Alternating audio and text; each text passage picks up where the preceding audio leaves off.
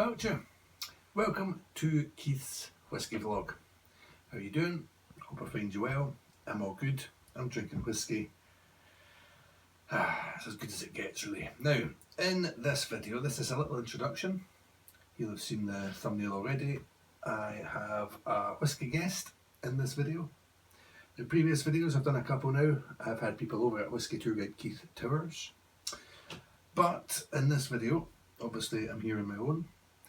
It was my first away day, so I went overseas, quite literally, using the trusty Whisky Tour Guide Keith pointer. This island up here, the Isles of Lewis and Harris. The top one is Lewis, and roughly about here is where what you're about to see took place in August of this year. It's 2022. So I sat down with a former colleague, good friend, Iain. Iain comes from Glasgow. We don't hold that against him, but we mentioned that in the video, obviously. Iain put up a nice little setup, some bookcases, some nice comfy chairs, a little table, and we sat, and I think I brought 2 whiskies. Iain brought 2 whiskies. We tasted them both, talked a little bit about the Lewis, some of the islands, and just a nice little whisky evening, really. A bit of geology, a bit of history, a bit of whiskey, all that sort of stuff. Now, it was my first away from home filming, so it was a little bit of a slow start. Excuse us for that. It's probably the poorest sort of bottle opening surprise shot we've done. Could really have maybe done that again, but you'll see it. It is what it is. I think Iain enjoyed himself. I certainly did. We'll get him on again in the future, especially with the quality of whiskies that he supplied.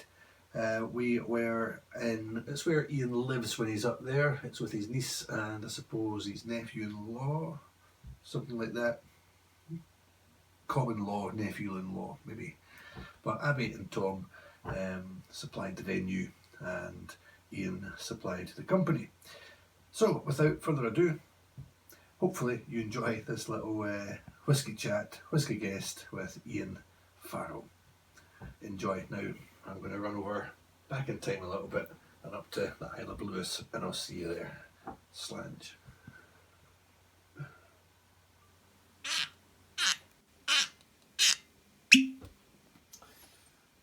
Hello, welcome to the Isle of Lewis. And hello.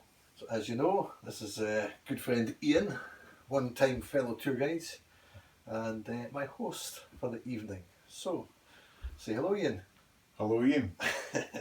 He's a comedian as well. It's also an old one. So, what we're here for, obviously, a little bit of whiskey, and Iain is going to start off proceedings. So, what have you got, Iain? Well, the first one, both you and I have tried before on a previous visit. So, this is a second visit for us to the Port Charlotte. An Islay single malt, heavily peated, 2009. 9 years aged in dark casks. We're starting off with Islay. And we're starting off with an Islay.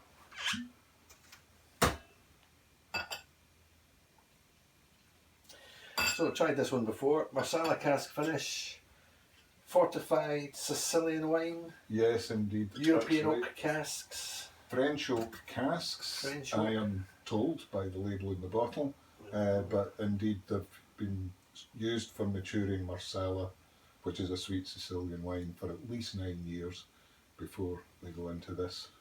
Have you tried any other Marsala whiskies, or Marsala matured whiskies? Don't spring to mind.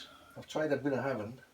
Well, I have tried the Marsala. Bunnahabhain, and if that's a Marsala cask, then... Oh no, it was a specific that Marsala was a cask spy, finish. no, it's It just was one a of their standard festival bottles, I think 2021. Anyway, this was a special edition that my niece's partner picked up on a working visit to Islay and was gifted it to it, and it sat for a while back up here until we decided to crack it open one night, and at the risk of giving things away, we thought it was rather nice. So we'll see what... So this is the second bottle you got? Yeah, this is the second bottle of it. Well, this one's not going to last long if you keep pouring whiskies this big. Well, so, anyway. what do you smell? Okay, the Port Charlotte it's an Islay single malt, yep. So there's a whole lot of peat But and smokiness going on. I'm not getting as much smoke, but it's pure round. Yeah, and on the nose, it's definitely got a sweetness and a fruitiness or a honeyness to it. Very fruity. Yeah. Very rich. Unctuous, thick, round. Mm.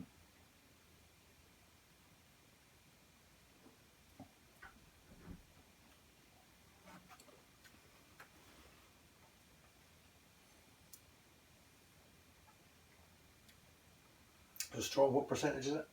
It's 53, if I remember rightly, 53%. Or in that order. So it's got a bit of strength, a good kick. Yeah, it has. 56.3. 56. Yes. So a decent strength, you get that straight away. Yeah. Rich in colour as well. Very much an Islay at the first. So Port Charlotte, tingling taste. it's basically Bruichladdich. Bruichladdich make unpeated. Port Charlotte's a little village just south of Bruichladdich on Islay, and there used to be a distillery there, no longer. So Bruichladdich have the brand name, if you like. So their peated whiskies are Port Charlotte, Charlotte brand. Apart from the Octomores, obviously, but that's another day. Yeah. It's definitely got that spicy, gingery hit at the first tasting of it, but then again, it settles down into Bit orange, bit honey, but it's thick. It's good. Yeah, the first time I tried it, I was really struck by the sweetness of it. So it's no secret I like my Islay whiskies. Likewise. You've been to Islay? Oh yes. Well, let's say like 2 or 3 times anyway over the years. It's probably my second or third favourite Scottish island of all of them. Okay, so in reverse order, we'll put it as third. Well, it's only third because the second one is definitely the Orkney Islands, of course, and I was always partial to the Highland Park up there, and still am. But the first, my favourite group of islands, is not famed for its whisky at all, and that is the Outer Hebrides in Lewis, where we're sitting at the moment. Yes, it's hard to decide. Wherever I am is my favourite island usually. Yeah, I think that's a fair comment. You see some photos up on the screen about just a drive here tonight, the sunset. A good night in the Scottish Islands is off the scale. Yes. Anything top level just becomes magical. So beautiful skies, beautiful clouds, really nice day today. Right at the end of August, and we're above 20 degrees. Yes, indeed. Even though it always rains in Scotland, obviously it doesn't. But anyway. And it's not fair to put these 3 into a top 3 because, as you say, where you are is at the time. Where you're at the time is the best place to be. But nevertheless, they each have their own landscapes that are quite distinctive. I have to say you're cheating a wee bit using a group, the Orkney Islands, the Outer Hebrides. That's taken a lot under the... Well, if somebody asked me who was my favourite my top 5 science fiction authors, I wouldn't be able to do that. I would have to quote their whole work, you know. I would have to say it's Iain M Banks and everything he wrote, I suppose, for example. And of course, he was somebody that I very much appreciated a good Scotch whisky. I don't know if you're aware of that. Yeah. His book there, I saw you put that as well, The Raw Spirit. Yeah, The Raw Spirit's a fantastic book. Great story. Great book about Scotch whisky and driving fast cars around the Highlands. Anyway, here's to the memory of Iain M Banks, much missed as well. Good call. I've not read any Iain M Banks, I've read some Iain Banks. Yeah. Both of his types of fiction are wonderful. But anyway, yeah. He is a raw spirit now, so here's to you. So I've added a wee bit of water. Mm. It's really sweet. It's really reminding me of there's a Lafroig Cargis 2020 or 2021 in the festival bottle, and it was a port cask finish. It was super dark in colour, but it's almost like a tomato sauce. Oh, right. Coming through. It's really, again, that thick sweetness. When you add the water, it brings that out. It's nowhere near as thick as that Lafroig, but it's right along those lines. Mm. It's definitely hot and definitely getting a heat. Yes, it does. Yes, and adding the water does bring it out a wee bit more. Fair enough. So, I'll get to know Iain a little bit better. Obviously, you know, I work as a tour guide. Iain also worked for the same company. That's how I got to meet him. Yep. On a wee training tour a few years ago now. Will not spare his blushes. It was the best training tour that anybody ever gave me in the company that we worked for. And the reason I say that was I had actually been driving for a while for this company, Raasay, that's who we worked for. And so I wasn't a novice by any means, but I was being trained on a new tour that I hadn't done before. And Keith endeared himself to me the very first time we met when he said, "You've looked at the itinerary, well, I'm not doing anything of that. We're going to do it his way." And that was it. They're a good tour. The tours in the brochure were good enough, but Yeah. we can do it a bit better. Yeah, well, always likes to go and take that extra step in these things, and we both shared I think a mutual encouragement in thinking about it in that way. So yes, if you're going on a guided tour, trust the tour guide. yeah, Obviously, make sure you've got a good guide, but trust the tour guide. yeah. Simple. So yeah, shared a few drams, a few experiences. Yeah. You tend to meet up on the road. Yeah. How long were you a tour guide? 6 years, As long as that. almost 6 years. Terminated by world events Yes. a couple of years ago, but that was fine. Now, I work out of Edinburgh, And I worked out of Glasgow. so you might find it a bit harder to understand Iain with his West Coast twang. What nonsense! What nonsense! But I was regularly complimented, particularly by Germans, on their ease of understanding the Glaswegian accent, which does certainly share some guttural aspects with German. I suppose. So no, I rebuff that accusation completely. As Glasgow accents go, you're much more intelligible. I suppose it's the same with Edinburgh as well. There's good and there's easier to understand and less. Although when I easy to watch this understand. back, I'm quite sure I'll be horrified at my own accent. But Yes, hey, you've got we all to. get that. International people have to understand you as well as your Yes, local mates. absolutely. Very good, very good. So, obviously, I had a wee look at some of the tasting notes and anything, so I don't claim to any originality, but some of the things we might have got, or you might get from that. Would you say, we know it's definitely fruity and sweet, are you willing to go any further than that? I'd say a little bit orange, definitely getting that coming through. Excellent, yes. You mentioned a bit of ginger. I don't know, get the ginger sort of a wee tingly heat. Yeah, I wouldn't say in the mouth, but in my chest I can taste ginger. yeah. That sort of tingle. They're suggesting perhaps cloves and salted caramel and a bit of tar and charred oak from the casks. I don't think I would get that strongly. I'm not getting too much in the way of the dirty smoke. No. But I think it is the sweetness that balances that out. But it's unmistakably an Islay single malt. Yeah, primarily sweet, and that obviously has to come from the Marsala casks. So, yeah, a little bit of Gangster whiskey, Macphail whiskey, Sicilian. You wonder if there's been any dead bodies marinated in the Marsala casks. Well, you would expect that to add something to it.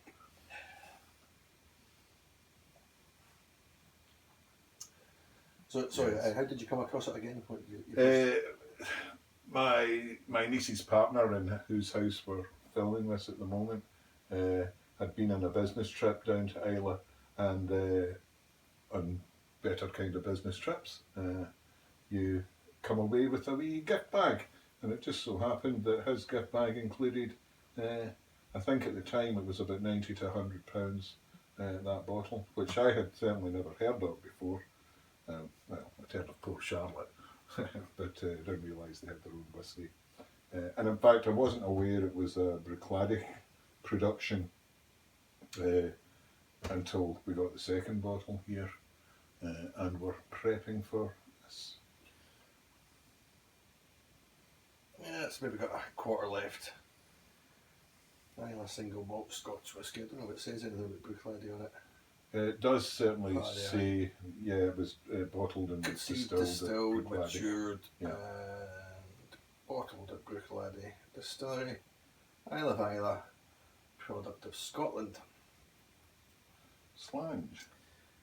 Islay single malt Port Charlotte, progressive Hebridean distillers. So when you go into Bruichladdich, it's often plastered on the wall. Their standard issues, their classic laddie, the sort of turquoisey aquamarine one, quite vivid.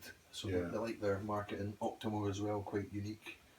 And obviously styling themselves as progressive. They're quite hot on the provenance of their ingredients, where the barley comes from. They trace it back to the field, wherever it's made. They try and use Islay barley. Islay can't sustain. No. It's not got enough barley for the amount of whisky they make. So a lot of it is imported. But yeah, I've not tried too many Port Charlottes.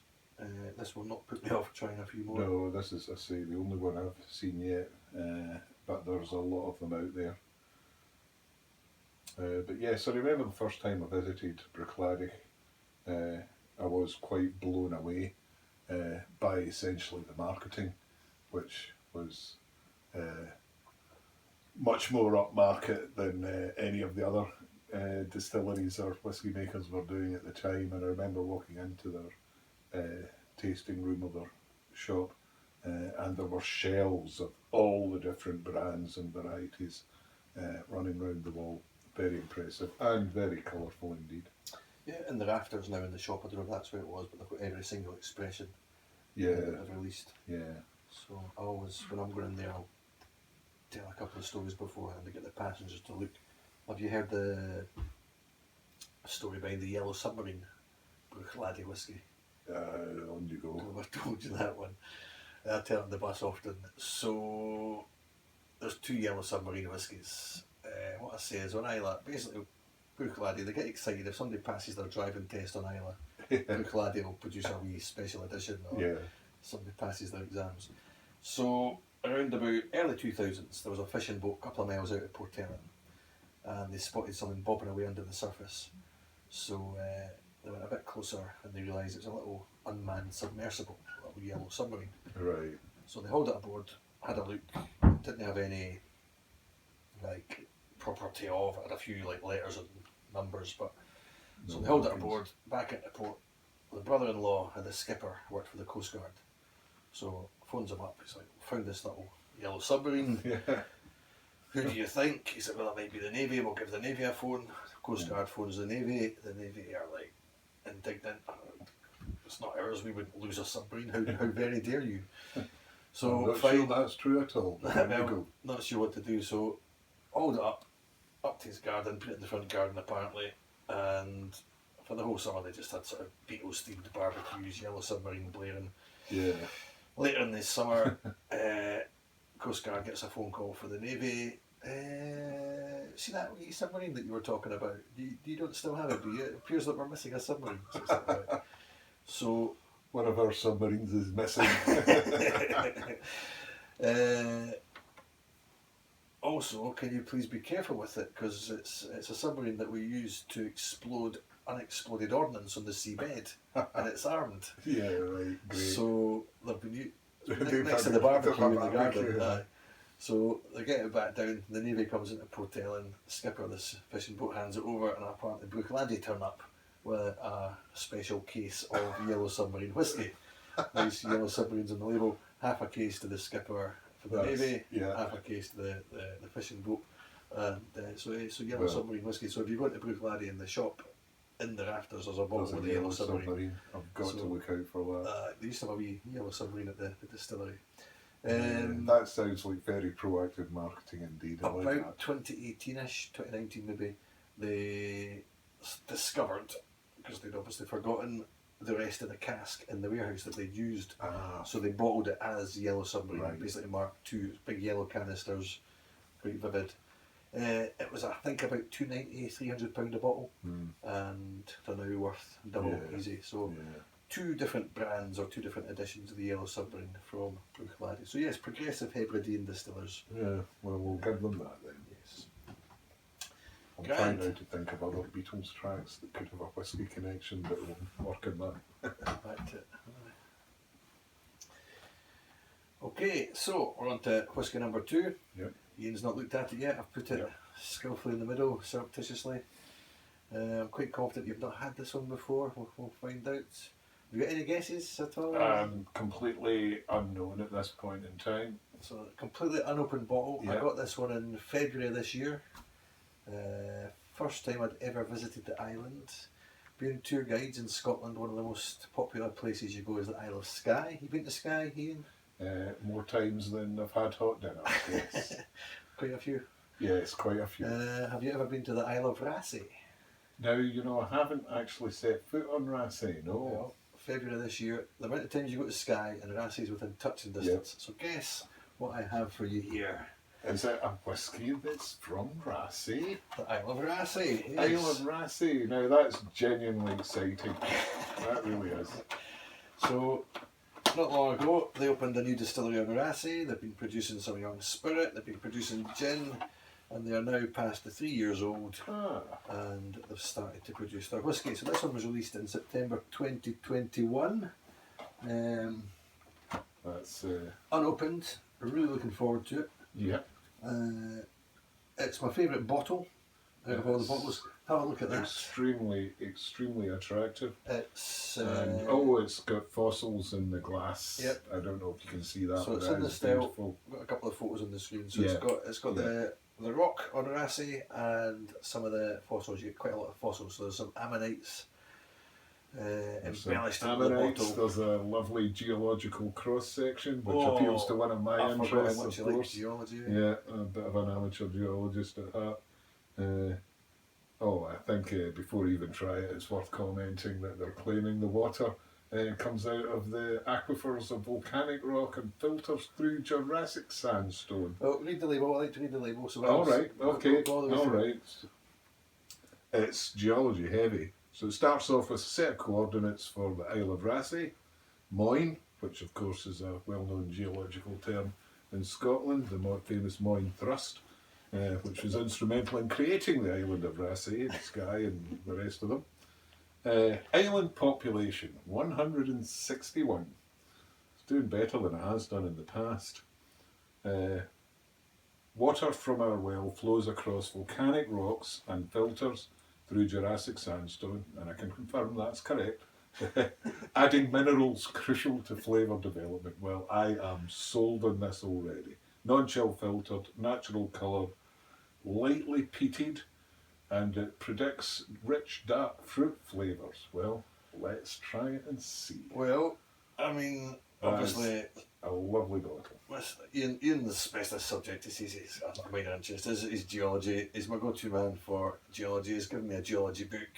The Moyne Thrust, even just terms like that. My favourite geological term in Scotland is the Glencoe Thrust. Okay, yeah. Further north, where you've got old rock, young rock, old rock, and it intrigued geologists for a long time to work out how on earth it used to be younger rock on top of older rock. How come the older rock was on top of the younger rock? Yes, and the answer is quite dramatic.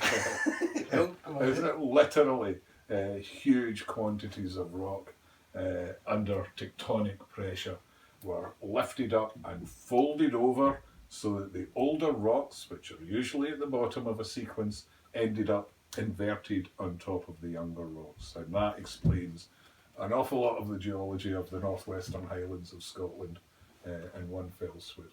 And this is without any prompting or research, just... Yeah, this is a complete surprise to me. But as always with Keith, an excellent choice, and we haven't even tried it yet. Of course. So a little bit more. First, legal distillery on the Isle of Raasay. Beautiful building. So I got over there in February this year, took the ferry. It's about a 25-minute ferry. You go from Scotsmen and Skye, and as soon as you land, it's the main town. It's where the most houses are. And the distillery is there, overlooking the sea between Raasay and Skye, and it's got really good claims to have the best views of any distillery in Scotland, looking over at the Coolin Mountains. Yeah. I would say Bunnahabhain, Ardnaho and Caol Ila. On Islay, looking at Jura, Yes. on a par, but it's up there. So lovely distillery, everything's done well. Really quite unique as well. I'll put some in a glass, you can smell it Yep. while I scrap about it. Yep.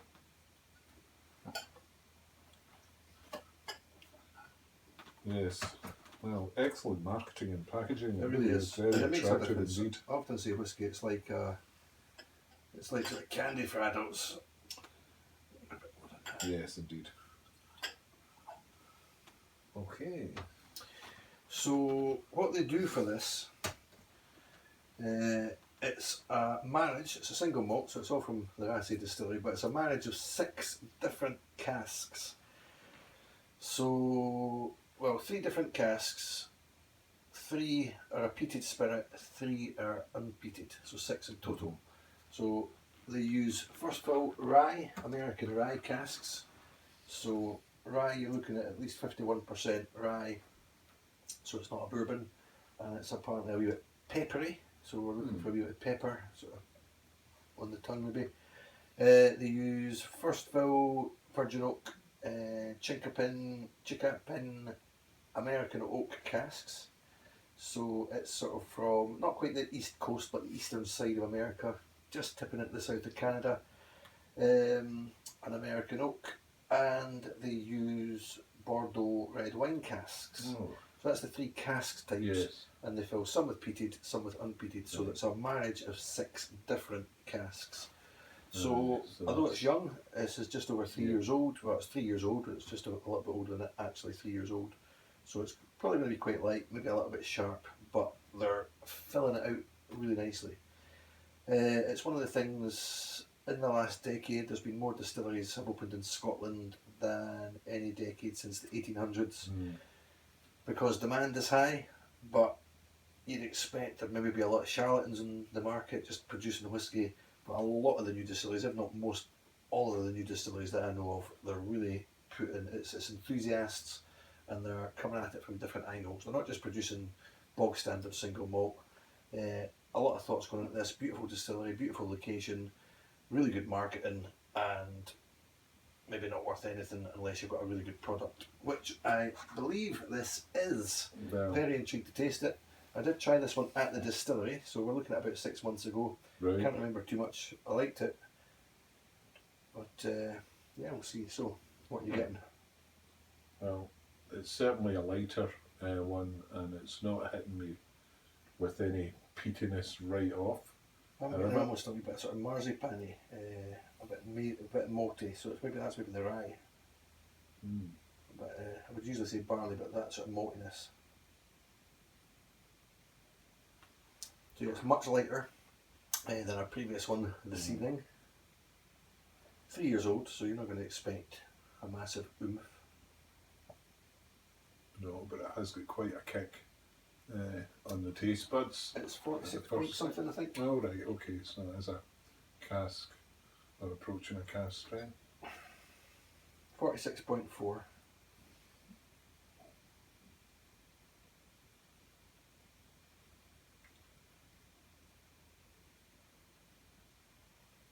I know this is a term that I've heard wine connoisseurs use, but I was getting a bit of, I don't know, would you get it?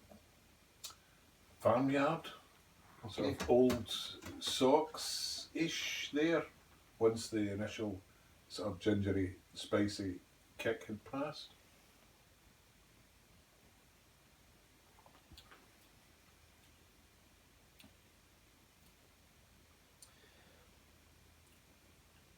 Yeah, so I'm not getting too much here. I was expecting a wee bit more pepperiness. It's quite mild, quite Yeah, light. but I think the pepperiness was quite up front and then fades quite quickly. Certainly knows, but I just very gentle, light and sweet.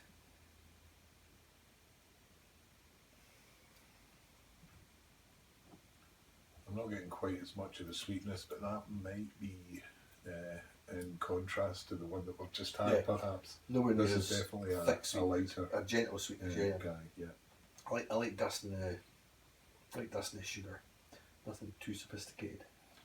It's interesting though, a wee bit of sea salt as well, I would expect from that. I don't know if that's my expectations rather than the actuality. Maritime notes. Mm. It's nice. It's a very easy drinker. I mean, it is very nice. that Port Charlotte was zapping me. It was. Yeah. I mean, it was full on. It was an experience. This one is just. Yeah. You could sit with your toes in the lapping waves, drinking this in the evening quite happily. It's fresh, light sweetness, gentle. It's a little caress. I think, the obvious or the first point of comparison is Raasay and Skye's Talisker, obviously, which, again, having done many tours of it, we've often been to tastings at the Talisker distillery, which is an excellent whisky, but it was never one of my top whiskies, and I don't think this is similar to Talisker. This is a wee bit different, which is a good thing. I mean, Talisker. Are you talking Talisker 10? Basically? Yes, Talisker 10, this are normal Taliskers. Yeah. I really like the Talisker Port Roux, which is a port cask. The Talisker 10. I bought it for people and they went, oh, it's a smoky one. And I don't get that at all. I mean, it's very lightly smoked, but obviously when you're used to Islay. There's hardly any real smoke in this, I wouldn't say. Obviously, it's peated as opposed to smoky, so they're not necessarily charring the casks. Yeah. It's your peated barley. But I find this quite accessible in a way that I didn't find the Talisker as accessible the first time I tried it. I mean, I could probably drink this in large quantities. It's so easily drinkable. It goes down easily.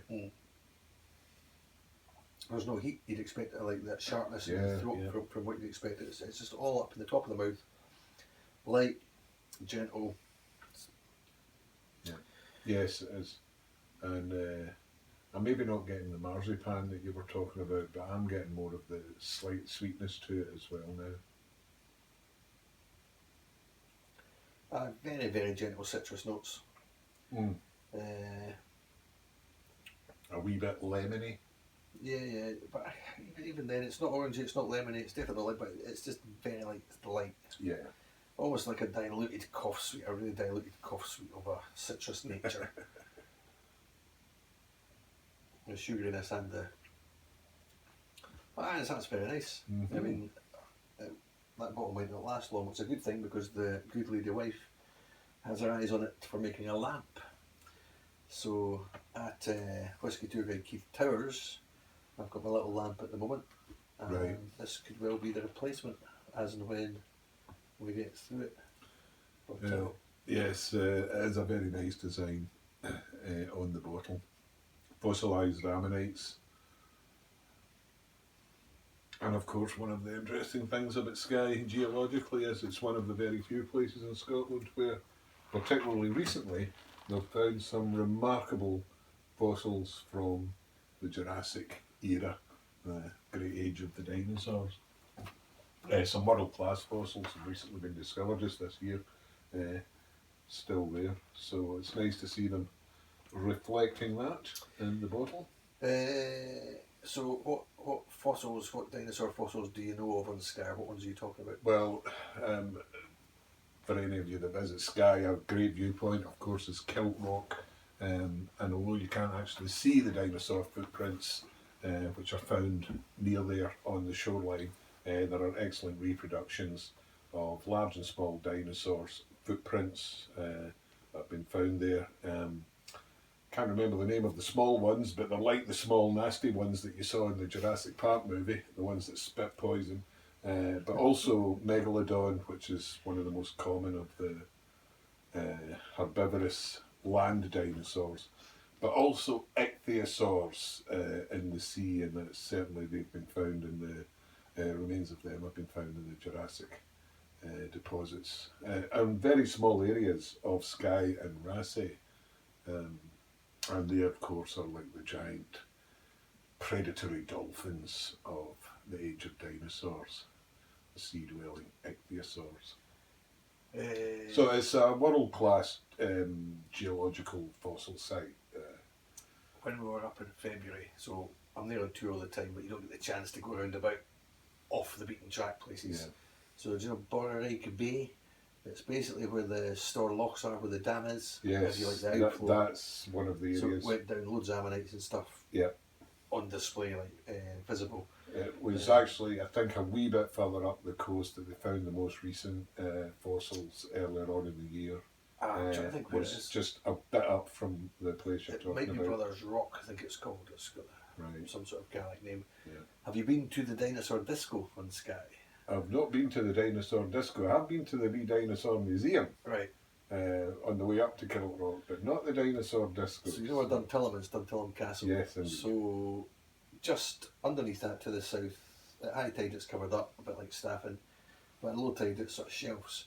So about 10 years ago, 2010, 2011-ish, I think it was a team from Edinburgh University, and they were down, and it was a ripe area for it, and as they were leaving, the sun was setting, and it just sort of hit it perfectly, and they could actually see sort of footprints, and it's all lots of intermingled different dinosaurs, mostly long necks, big sauropods, and it's been christened the Dinosaur Disco. Right. So a lot of people will go to Staffin, people will go up to the Dinosaur Museum, Yeah. You've got the bit at Kilrock that shows you the reproductions, but as well as having your classic footprints and filled with water, like a little puddles, Yeah. some of the fossils that are there, my favourite ones are basically the footprints into the mud, the whatever, they silted up, and it's the silt that fossilised. Yes. So it's like 3D, So it's almost like an raised, elephant's footprint. Yeah. Yeah, You can actually see the it's toes. the inverse of the footprint. Yeah, absolutely. So some excellent. So Skye's become known as Scotland's dinosaur island. A lot of the UK fossils south of England and hardly any in Scotland, but Skye's quite ripe, and Yep. they're finding more and more. So Yep, which is not unknown because, again, very early on in the history of geology, the Highlands and Islands and Skye play an important role in figuring out some of the timescales of these things. And of course, famously, there's the sequence known as the Old Red Sandstone, which was written about by Hugh Miller back in the 19th century. Right, okay, you've not looked at enough of this. You should have seen Hugh Miller's book in the Scottish bookshelves. But anyway, cutting a long story short, and you can edit this all out if you want. It was a very strict Presbyterian. He was a very strict Presbyterian Scot who also happened to be interested in geology, and he had studied the sequence known as the Old Red Sandstone. In geological terms, the importance of that was that it preserved fossils of the first bony fishes in the Devonian era. So it captures the era when life was beginning, or just thinking about moving out of the sea onto land for the first time. So a very important era in geology. And Hugh Miller did some brilliant studies on all of this, but sadly, the contrast between what he was discovering from his scientific studies that were teaching him about evolution conflicted profoundly with his strong religious beliefs, and sadly and eventually would take his own life.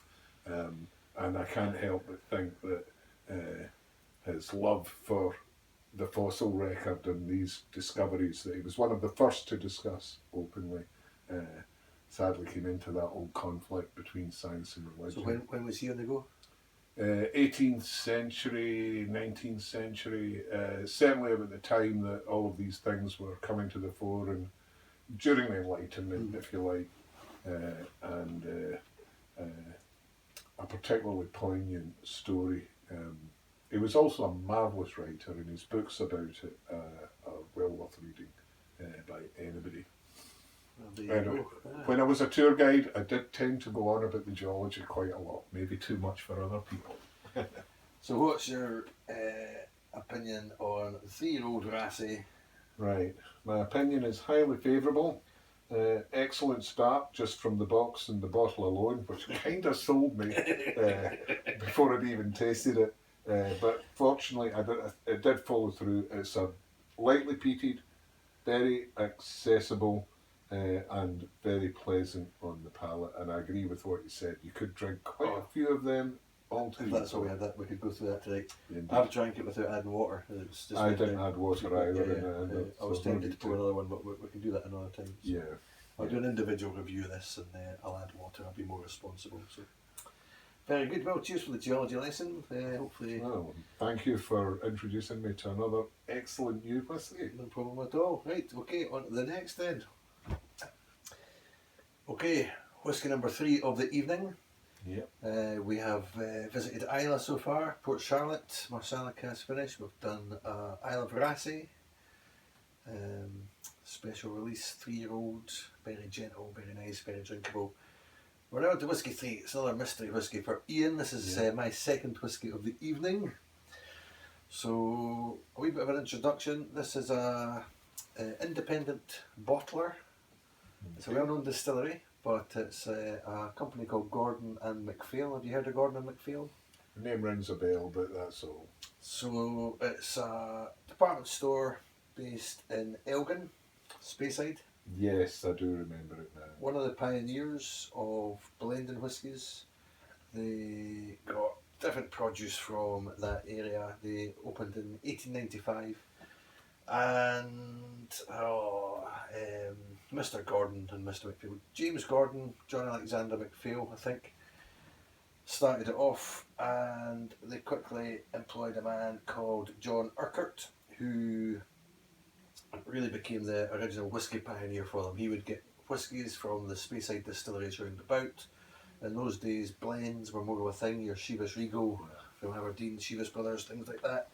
So he was a real sort of early pioneer, and then a little bit later on, I think it was his son, second generation Gordon Urquhart, and he really established he was a real pioneer of single malts at a time of blended whisky as well, getting whiskies from different areas in Speyside and further afield in Scotland. When I got trained on my first whisky tour on the Speyside tour, independent bottlers were a real eye-opener, something I didn't know much about.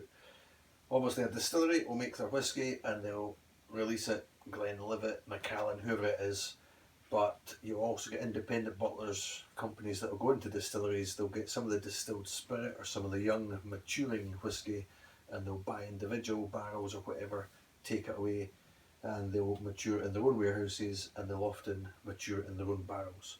So say you'll get something like, just say a Glenlivet 12-year-old, a company might go into Glenlivet, buy some of their barrels, they'll taste different ones, that's average, that's okay, this one's really nice, we'll buy that off you. They'll take it away. Now they're not going to release it as a Glenlivet 12 because that's competing directly with the standard core expression. So it might be an 11-year-old or a 16-year-old, or it might be in a, I don't know, making things up, a champagne cask or something that Glenlivet themselves won't do. So independent bottlers fill in all the gaps that the standard distilleries don't really. So Gordon Macphail are one of Scotland's leading independent bottlers. So in 1940 they filled some sherry butts with some Glenlivet and put it away, and eventually that was released as the oldest single malt in the world, 2011.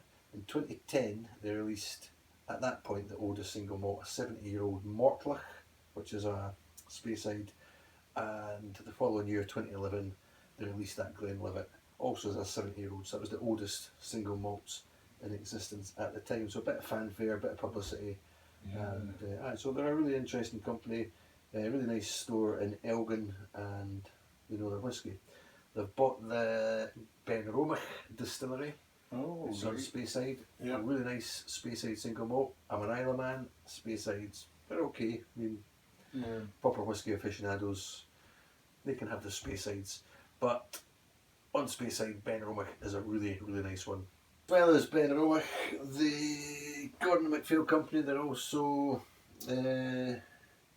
opening a new distillery just south of Granton-on-Spey, the Cairn Distillery, overlooking the Cairngorm Mountains in the Cairngorm National Park. So, interesting company, know what they're doing, whisky pioneers, and they have produced for us here a Caol Ila 13-year-old single malt. So we're back to Islay, makes me happy, I'm sure you're happy as well, Iain. Indeed. 13, so not competing with the standard Caol Ila 12-year-old, standard expression, something a bit different. Been looking forward to trying this one. Sweet vanilla and dry cured meat aromas, peat smoke undertones are complemented by apple and apricot, ripe banana, kiwi and vibrant hints of fresh citrus, leading to a long, sweet and smoky finish. And this one comes in at 43% smoky with peat. So, dig in, Iain, we've got some in the glass already. Yeah. Do you get any of the banana, the kiwi, the apricot, anything like that? Certainly get some of the fruitiness of it, but my first choice would be the apple, which I definitely get. But then apples are my favourite fruit. It's that power suggestion. I'm getting banana straight away. Yeah, I think that is, maybe it is the power suggestion. Apricot? But certainly a fruitiness, again, light, and don't eat apricots very often, so No. I'm not sure that I could identify it in something like this. Primary apricot intake is in, I think it's apricot and Stilton. So Yes, you know, you're right. You, but all I'm getting here is banana. It's nice, fresh, Yeah. a bit tropical. Yeah. Maybe a wee bit And it's pineapple when I light, say tropical. not particularly smoky from the nose. No, definitely not. It's very nice. It's very gentle. Hints of smoke in the nose, but hints. What I usually get when I'm drinking Caol Ila, certainly the 12, is your creaminess and your sort of vanilla. So that's what I'm expecting. Yeah. Okay. The vanilla is definitely, the bit of creaminess in the vanilla is definitely there. Again, it's just, there's smokiness there, but it's nice and gentle. Yep, very light. Again, preconceptions, I would not have expected this from something out of Caol Ila, because it is quite a distinctive whisky. I remember Whisky. a few years ago giving you a Caol Ila moch. I was going to bring it up if you didn't. Yes, indeed. And I remember you quite liking it. Very much.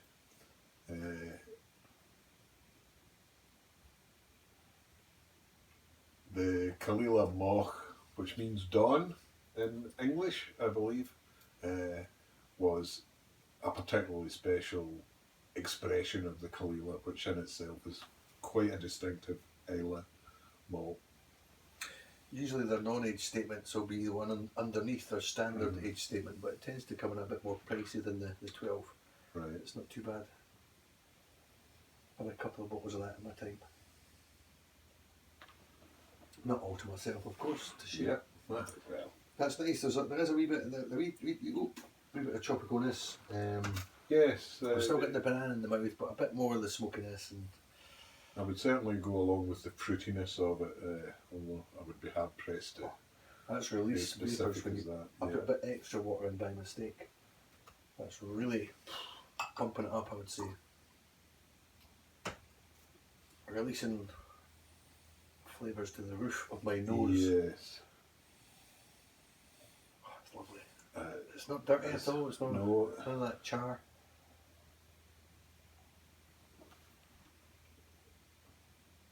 No, that really, the water does bring it out. That's a very clean tasting whisky.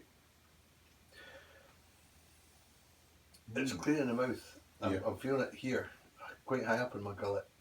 Usually you get a sharper further down, but it's hitting me up here.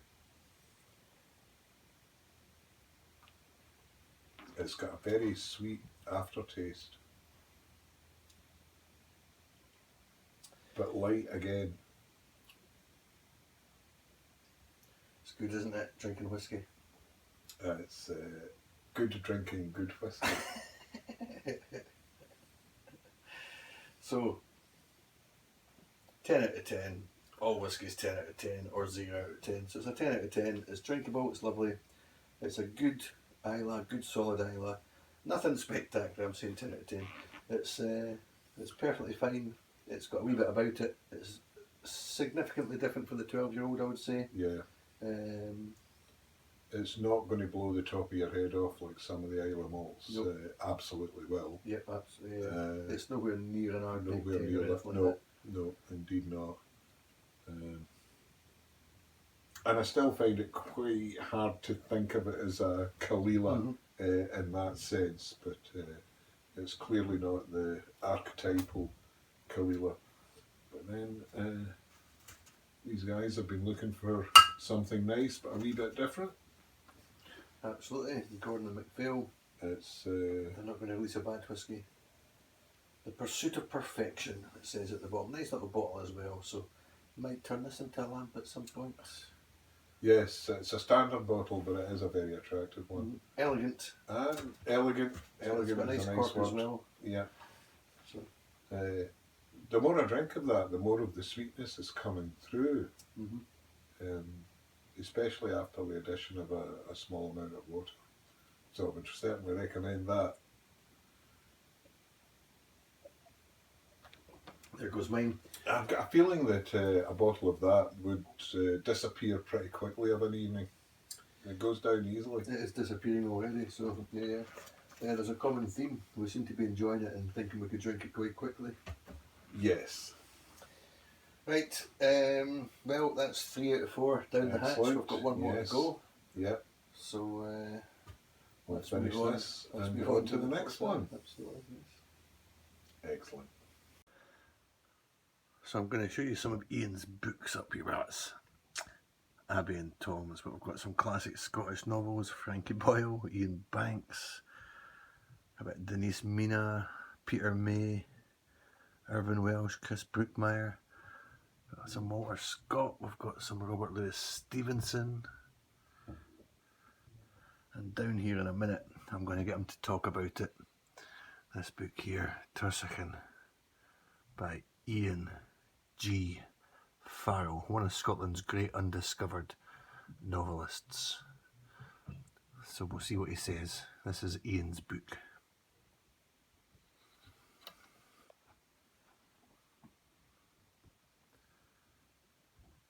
Okay, whiskey number 4. Okay. Let's go. I've not seen it. I don't know what it is. Try not to look. All right. Where am I, Ian? Pass me my whiskey. Well, I'm not quite going to introduce it because I'm going to let Keith have a wee go at it. I fully expect Keith to be able to pin this down pretty close from where we've been before. Okay. But I'll ask you first of all, which island does it come from? So it's not Arran. It's not Orkney. No. It's not Lewis or Harris, Ian. No, that's an easy one. It's not none of the other Outer Hebrides. It's not Mull. It's Islay. Of course it is. It's got a real freshness to it. It's got a real boost, boomph. Yep. It's I would say it's unmistakably an Islay. My initial, I've got my in my head my suspicions, and I don't think it's what I'm going to say it is, but it's straight away if I didn't know anything, I'd be going for Lafroig. That is interesting.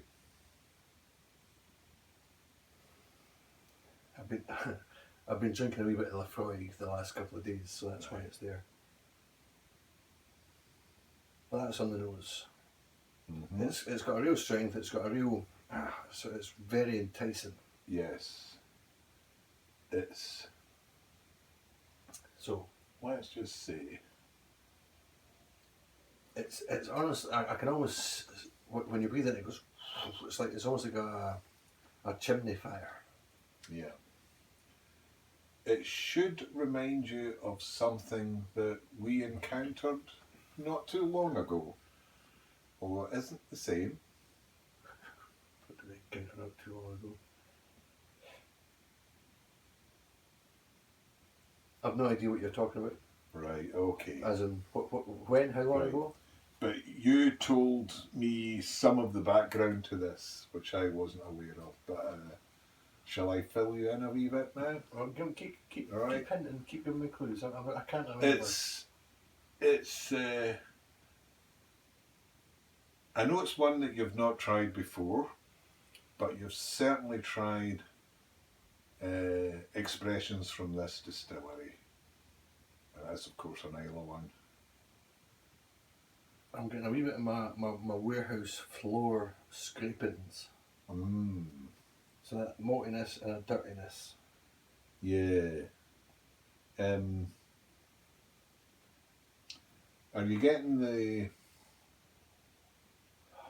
It's got so much oomph. It really has, and not in a bad way. It's just this is so nice. No, this is one that I could smell for a long time, and I might smell it for a long time. Right. It's got a really nice golden colour. Yep. It's got a lovely colour. Are you getting the wood smoke, or maybe? Well, that's what I'm talking about with the wet turf on the nose. The warehouse floor scrapings. It's that maltiness and a dirtiness. So what I call sort of sawdusty wood scrapings, that sort of. It's got a decent colour to it, so it must have a decent age. Well, I guess. No, but shall we say it's almost there? Okay. Well, he's not getting the clue. He's not getting the heavily dropped hint. But that's okay. It was like a hammer to the skull, that clue. Yeah. So,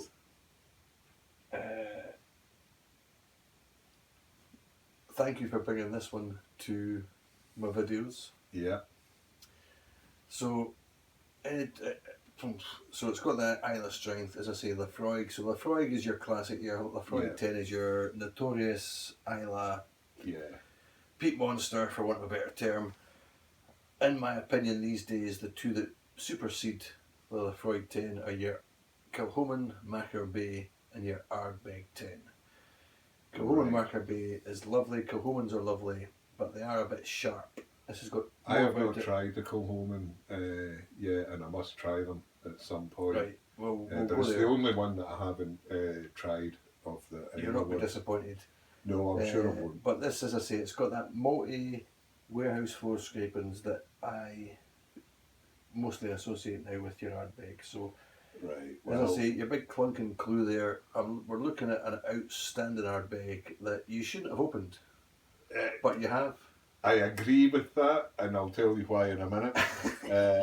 This, of course, is the third expression in the development of what would come to be known as the fully fledged Renaissance 10-year-old from Ardbeg. And there are at least 3 expressions in the process of development. The very young, which I don't think either of us ever tried. The still young, which I have got a bottle of, which I think we tried on one of your previous visits up here. Nearly there? Is that what this is the almost there, which is the third and final expression of the evolution of that cast strength Ardbeg. This one's from 1998. Distilled? Yes. Right. And it would go on to become the Renaissance 10-year-old, which I have not tried. Have you tried that? No. Right, well I think that sets us up for a future video. I think we've got to get the Ardbeg Renaissance. Have you drank this yet?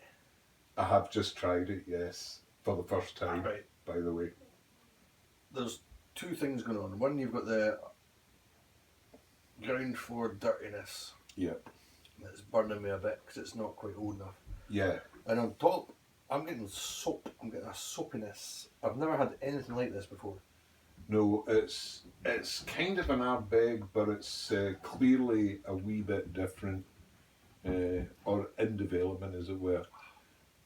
According to the notes, it obviously follows on from the very and the still young, which preceded it, but they're saying it's a bit more mellow and better balanced than its predecessors. No, and my first tasting of it, mellow, is not the one that would have headed nothing for. to do with this. And from what little I recall when I tried the still young, again, it was clearly, it was a pretty spicy. It was not a mellow variant. This is unbelievable. But it's light for an Ardbeg, isn't it, in colour?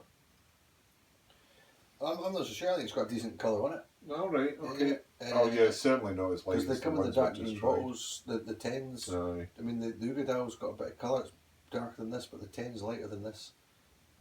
But this is it's an up there and a down there. It's got a deep bottom and it's soapiness. It's got flow. Can you remember in the good old days or the bad old days, you used to get a sweet that was tasted like soap? I never understood why folk liked them. Yeah, They were I know little the kind. like hard Yeah, midget gem type. Parma violets and No, things but like they were a sort of gelatinous that. Right, okay. type. Oh, they were horrible. Yeah.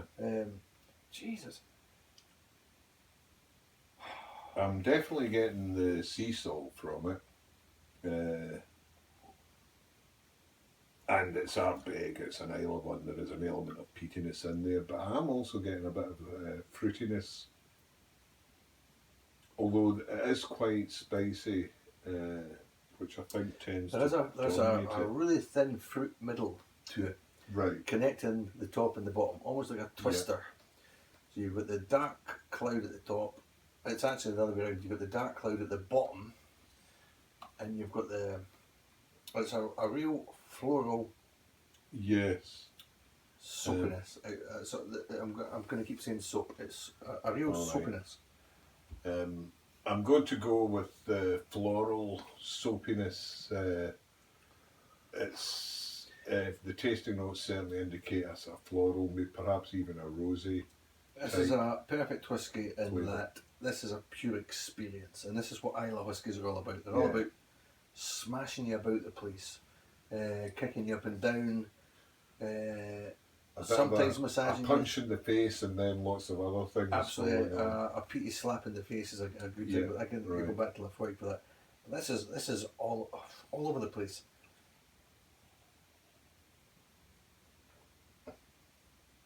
Great on the nose, beautiful on the nose. Yep.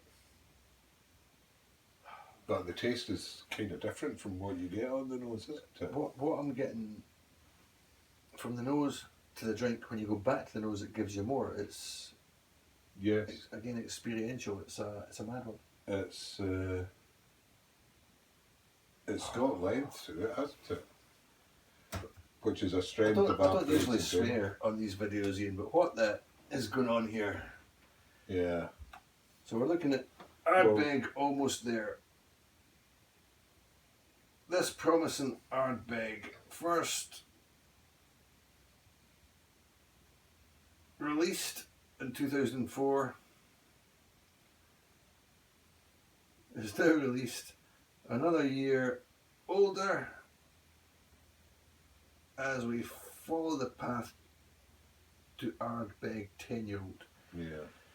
So when did you say this was distilled? 1998. 98. I thought they only started up again in 99, and they started making the 10 in 2000, and the first Ardbeg 10 was they must have been 2010. doing this along the way. But I might be a little bit out. Well, maybe worth checking up. We need a bit of light in here. But that's what it says in the bottle, and also from their website, or at least from the Whisky Exchange's website, I should say. Almost there. Yep. And it's developed robustly It's certainly robust. with more rounded and full flavoured Ardbeg characteristics. Non-chill filtered, distilled 1998. You're right. Yep. Third release, bottled 2007. I know So 9 your years old. viewers won't see this in camera, but I've just noticed that this has got the longest legs I think I can remember seeing in a glass of whiskey. See, what you get a lot is a lot of the unique releases now, the festival releases, the limited editions, folks say they're not what they were. They used to be this, that and the next thing. And this explains it all, because this is nothing like... Some of the more modern... I've got... One of the bottles I considered bringing tonight was the Ardbeg 8 for discussion. Right. And it's perfectly fine, but Right. it's nowhere near as raj as this. Good Scottish word. Raj is just off piste. Yeah. Something different, a bit mental, and that's what this is. It's. I always remember the first time I tried an Ardbeg proper, and I was blown away by the length of time that the tastes changed on the palate. And it's one of the reasons why Ardbeg remains one of my favourite of all whiskies, whatever variety you're talking about, or whatever expression you're talking about. But this one has most certainly got all of that going on at different times. It's got big long legs. That's what I'm saying. I can't even see them going down. They're already down. Yep. That's really quite... This is a weird whiskey. I'm not sure what to make of it. I'm going to keep talking. Fair enough. Nonsense. I'll tell you what a couple of different people have said from the producer's notes and from other tasters' notes is what you might find in it, and I think MD could find just about anything in this. It's so rich. But on the nose, wet turf, wood smoke. On the palate, smoother than the predecessors, which I think is probably true, but smooth is not the first choice of word that I would come to. A more pronounced sweetness, which I'm certainly getting with the length of it, but they talk about lemon, brine and smokiness.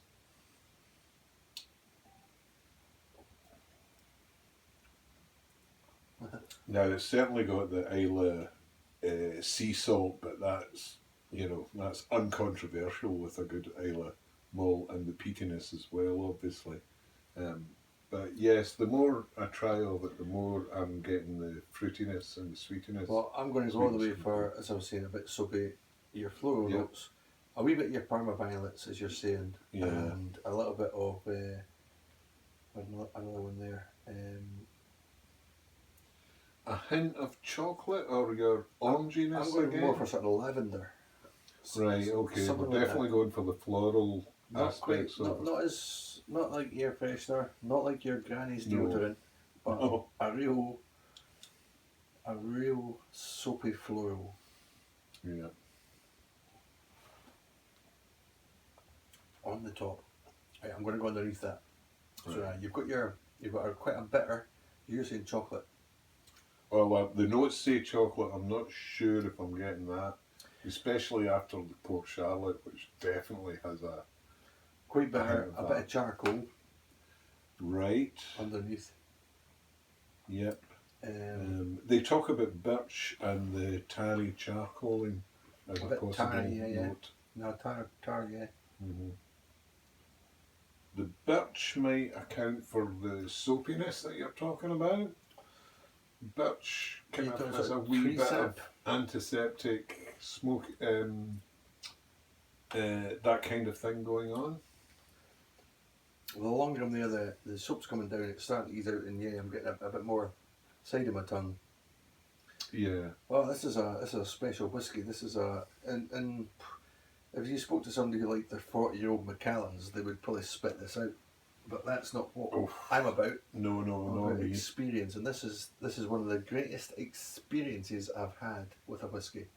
The only thing I can compare this to as an experience, the only thing is the Black Art number 4 that I had, which was my first ever whiskey of the year, and it just kept doing things. This isn't doing as much. It's not as sophisticated. The Black Art, remember, it's about 23-year-old. Almost there. This is as experiential as that was.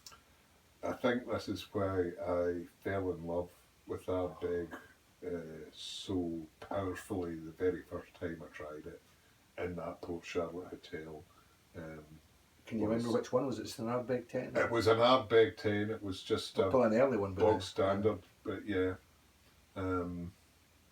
Bog standard, that's not a good phrase to use when you're talking about Ardbeg whiskey. No, they've got a whiskey called Ardbeg, so bog standard's the perfect term for Ardbeg. Fair enough. It comes out the bog. But the thing that got me at the time was the richness of the different elements of all the tastes that seemed to continue and continue and continue. I think it was the first time that I really understood what they meant by the length of the whiskey, and it was in space. This is an unbelievable It's an extremely good whiskey. It's almost, you start breathing it in, and then it starts to overwhelm you, so you stop breathing it in, but it seems to keep, almost like Mary Poppins, it keeps going up. It keeps coming up. Yeah. I'm getting it going down the way and up the way at the same time. So why, again, I don't swear, why the fuck have you opened this tonight? Well, I did hesitate. I had a look at the Whisky Exchange earlier on, and I noticed that it was listed at £450 if you want to buy a bottle of that. I'm going to have to up my game the next time. Well, in that case, it's worth opening it. It's worth opening it. But this was the Still Young and this one were two that had come to my late father, who worked in the whisky industry for many years, Strathclyde Distilleries in Glasgow, and some of their main brands were Long John and Bunnahabhain and of course Lefroy. And he had picked these ones What up. company was that, sorry? It was Strathclyde Distilleries, based in Glasgow Green in Glasgow, and they obviously own a number of the different ones. But his job, one of his jobs as a manager was at the end of the month they got to distribute to the workers their 2 bottles of whiskey from all of the produce that they made, and of course meant that he got to bring home 2 bottles of whiskey every month back to the house. And so this one is from his collection, which he never opened. So 1998, and a few years later, so I thought we'll open it, and at the very least, here's to James Burns Farrell. Thanks, Dad. Yeah, he was responsible for many things. He had a great love of good Scotch whisky. Well, yes, he should have opened this. I did try and encourage him his losses are these gain. times, but he was a bit of a collector, like yourself. Mm-hmm. Well, so we're drinking it for him, but wow, what an amazing Ardbeg whisky. Maybe not the greatest whisky ever, but as good an experience as you'll ever have drinking whisky. Ardbeg, almost there. Yeah. 54.1%. Yes, so indeed. Ardbeg aren't shy. No. So, do you know what my favourite distillery in Scotland is to visit? What's your favourite distillery in Scotland to visit? Could be Ardbeg. Well, it's also mine because I do think it is one of the most beautiful distilleries in a beautiful location on a wonderful island, and they happen to their marketing is superb, second to none. And for anybody that might be interested or has the opportunity to go there, make sure you book a meal in their restaurant. Top class. You'll not get that in many other whisky distilleries in Scotland. But the whole experience and the whole place is rounded off by some of the best whiskies that certainly I have ever tried. And I suspect you might be able to say the same. If I was ever going to get a tattoo, a whisky tattoo, it would be the Ardbeg A. Nothing else, just the A. Funnily enough, my niece, whose name is Abby, the reason she loves Ardbeg is for exactly that reason, because its name begins with an A. Although she does appreciate a good whisky as well. But yes, it's elegant is certainly a word I would use for the marketing and the environment and the buildings themselves, which are beautifully well kept. I did ask them. I said, "Where is it? You love this. You'll hate this." So I said, "Your marketing's really good. I love the stylisation. It's a lot of Celtic." Yes. Yeah. Is it based on Islay? They said no. It's a company in Edinburgh. What can I say? We've gone full circle tonight. We have indeed. We have indeed.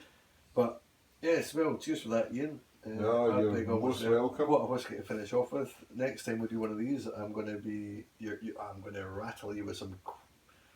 We'll go up in value. We'll set a standard. Yeah.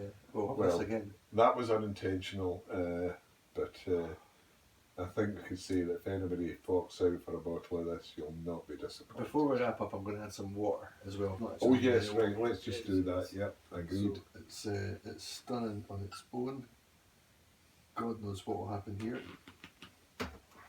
I think this is the thing about Ardbeg in general, is the complexity of what they produce is the thing that gets me every time. Well, anything over 50% can be calmed down with a bit of water. So it's 54.1, did we say? So interesting. Oh, it's the same but milder. Yeah. I'm just letting the fire die down a bit before I go back again.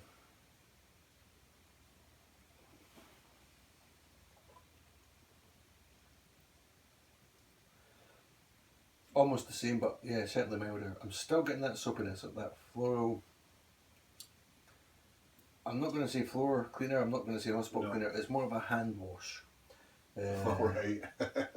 Sometimes you're in the shower and you might, like the good old Billy Connolly hair conditioner, you get sort of a jojoba or something like that, and it goes in your eyes, and there's a little bit of that, there's a little bit of floral sweetness about it. I've never had that. I've never had anywhere near that with an Ardbeg before. I don't think I've had it with any other whiskies before. Maybe something like, I don't know, a Glen Scotia 18 I think I had. It was quite lemony and quite clean and quite fresh, but this is a real soapiness. So a bit nice hand wash. Smells good. Oh, Tastes mad. It's still, Feels amazing. There's a lot going on in this one. Well, Iain, I love Lewis. You've been a quality whisky host. You've blown my socks off. Port Charlotte, Marsala cask. I thought I was doing okay with the Raasay and the Caol Ila 13. You've trumped me twice. I'm not complaining. No. Thanks for having me. You are most welcome. One wee thing I did mean to ask you before we went. We've got this lovely bookcase behind us, so this is courtesy of the lovely Abby and Tom, Ian's niece and our partner. We've got some great books here, Scottish authors. I noticed some Robert Louis Stevenson, a bit of Walter Scott. Got some more modern ones, Irvin Welsh, Ian Rankin, Iain Banks that we mentioned earlier. And Peter May, of course, for those of you that are interested for the locals. But this book here, Iain, I'd like you to tell me more about this. So this is it's called Tursican. There's not many words in it. Yeah. Tursican, of course, is Gaelic for stone circle. Stone circle. And